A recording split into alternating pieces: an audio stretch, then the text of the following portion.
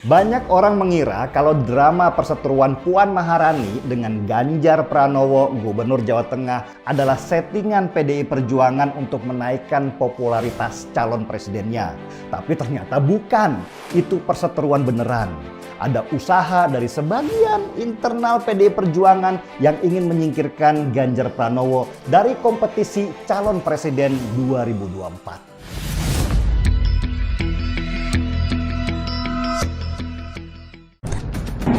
Ganjar tidak diundang karena dituding punya ambisi untuk maju di 2024. Pertanyaan publik, apa yang salah? Apa yang haram ketika Ganjar juga punya mimpi dan ambisi untuk menjadi capres dari PDIP?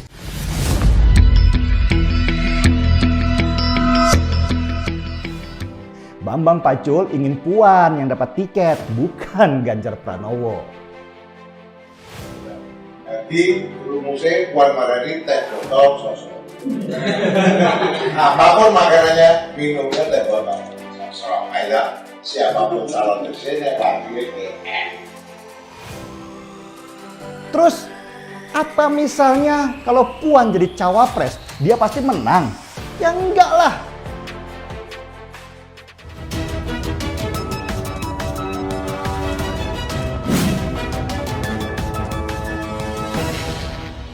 Markiso, mari kita pinggirkan teh botol sosro.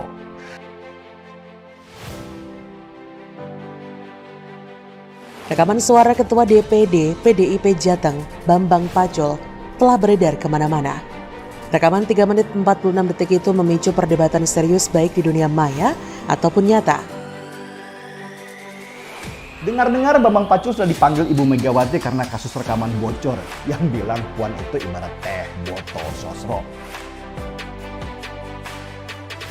Saking keterlaluannya, beberapa media memberitakan bahwa rekaman itu sampai membuat Ketua Umum PDIP Megawati Soekarno Putri memanggil Bambang Pacul. Mengapa Bu Mega sampai marah besar? Perhitungan saya sedikitnya ada 7 dosa besar Bambang yang terungkap hanya dari rekaman itu. Bu Mega pasti marah besar melihat situasi yang menuju ke arah kerusakan besar PDI Perjuangan seperti ini. Mendukung sih boleh-boleh saja, tapi Mbok ya yang rasional. Lihat hasil survei dari lembaga survei yang kredibel sebagai patokan dari suara rakyat. Dan jangan memaksakan sesuatu yang sulit dilakukan. Tempatkan semua sesuai proporsinya. Jangan berlebihan. Jangan lupa untuk subscribe dan nyalakan happy lah. Ini sopo, kayak ngomong kayak wong dia itu sopo kan? Sampai punya perusahaan. Cek ilmu toh. Memang kok pasal cek ilmu. Nah, cewek yang enak itu bayar sakit loh. Nah kalau belum ada yang lain ya sedikit mau muncul ke atas. Jangan bilang cerita. Korban cerita mau kita orang. Bambang Pacul merendahkan kehormatan partai dengan mengistilahkan partainya seperti perusahaan. Jadi kalau PDIP dianggap perusahaan, maka seluruh aktivitasnya adalah bisnis yang mencari keuntungan. Padahal bagi para kader, PDIP bahkan tidak sekedar partai, tapi sudah jadi bagian dari kehidupan. Mereka rela melakukan apa saja demi kehormatan dan marwah partai. Saya akan bekerja keras membantu Partai Demokrasi Indonesia Perjuangan. Karena itu saya ingin kita sama-sama duduk bersama. Jangan merasa egois atau emosi. Di pikiran mereka jelas bukan bisnis. Para kader jelas tidak punya kepentingan ekonomi. Ini bukan aktivitas jual beli, Bung. Ini perjuangan ideologi. Bambang Pacul, nama aslinya Bambang Wuryanto. Kenapa dikasih gelar Pacul? Saya juga nggak ngerti.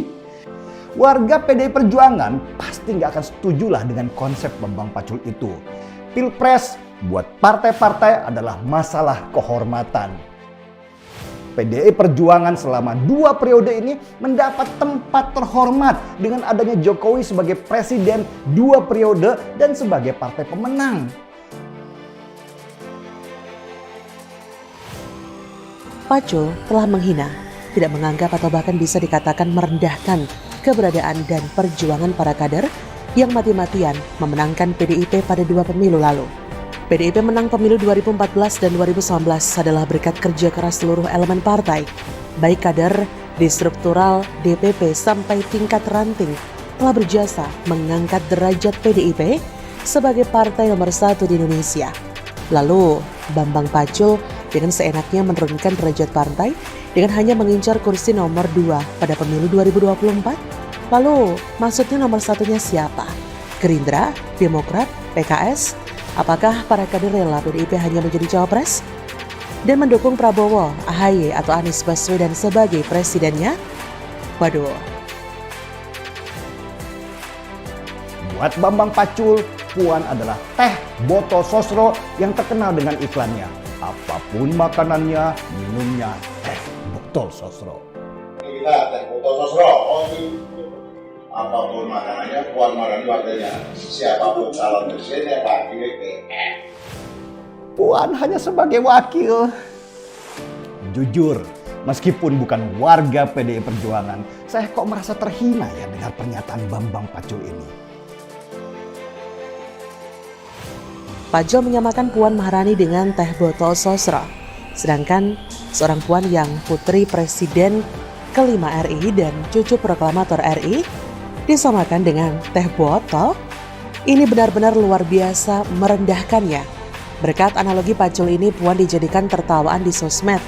Meme-meme soal Puan teh botol sosro, Maharani bertebaran. Ada gambar Puan naik teh botol bersama Pacul. Ada gambar Pacul menyunggi sekotak teh botol dengan Puan di atasnya dan menawar-nawarkannya ke orang. Itu maksud Bambang Pacul yang kelihatannya sudah frustasi banget menjual nama Puan sebagai calon presiden. Menyedihkan sekali melihat Mbak Puan jadi bahan tertawaan dan seolah-olah bagai barang tak laku sehingga harus diobral.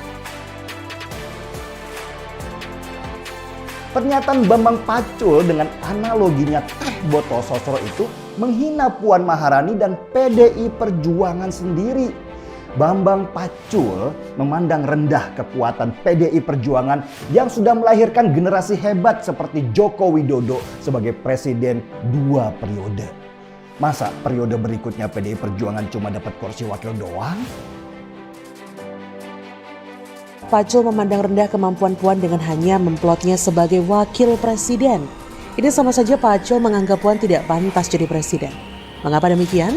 Ya, bisa jadi Pacul menganggap elektabilitas Puan yang rendah dan sudah tidak mampu diangkat, atau Pacul menilai kemampuan teknis manajerial dan kepemimpinan Puan sangat kurang.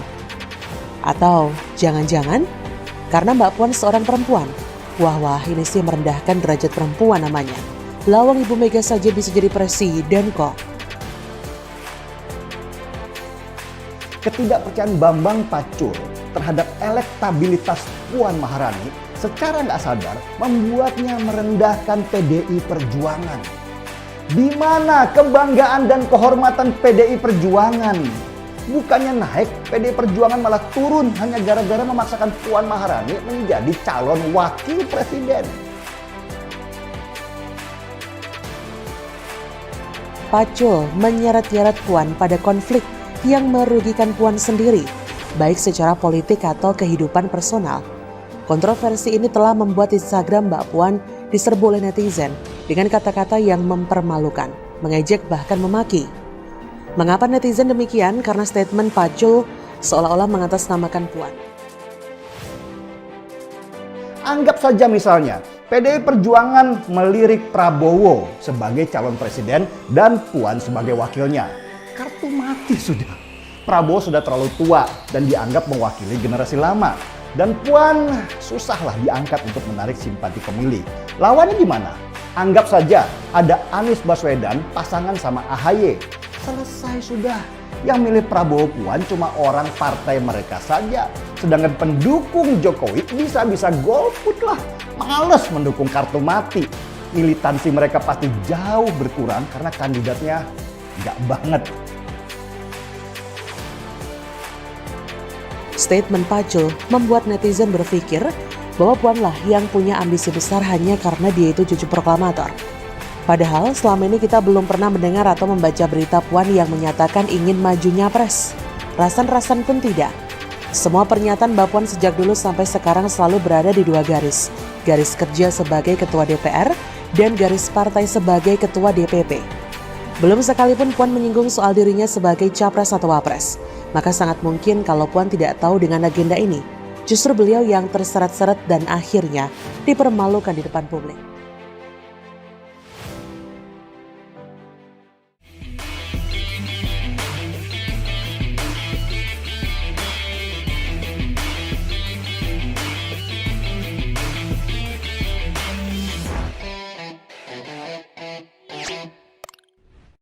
Jangan lupa untuk subscribe dan nyalakan lonceng notifikasinya.